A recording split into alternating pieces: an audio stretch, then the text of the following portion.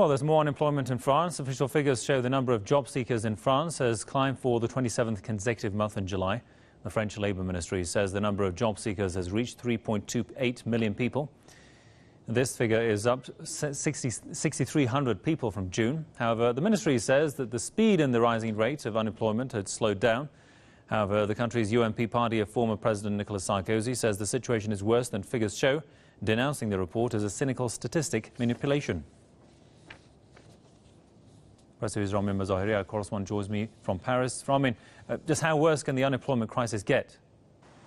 Well, it's certainly pretty bad. As you said, it's the 27th straight month that unemployment has risen, and that coincides almost exactly with the time that France decided to embrace austerity, that they decided to cut social services, to raise taxes, to refuse to let the state intervene and try and help.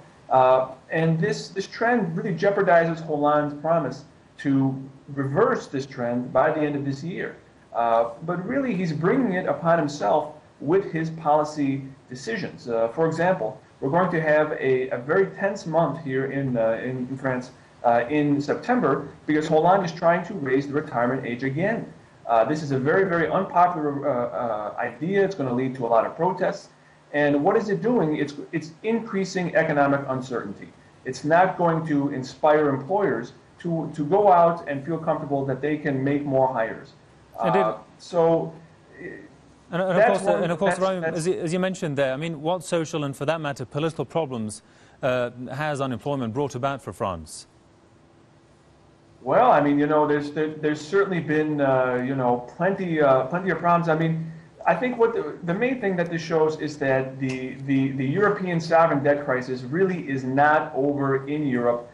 France's economy has been the very definition of stagnation for more than 2 years. It has been in a double dip, almost triple dip recession, and their decision to cut social services has really increased the precariousness that many people live with here in France. I mean, many people rely on these social services, but Hollande has decided to continue to pander to high finance, to try and keep interest rates low, and to try and cut all of the pensions, all of the social services that he possibly can, and that, of course, is necessarily hurting the average person and not the rich, the people who can afford these kinds of cuts.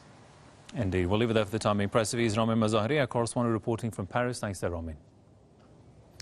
And that does it for this edition of Top 5 from Press TV. But Stadium Press TV sports anchor Shina Shiran is in today to tell us more about the world of sports. Shina, what are we going to store for us today? Thank you very much, Hassan. Well, Arsene Wenger was under fire for not signing enough players ahead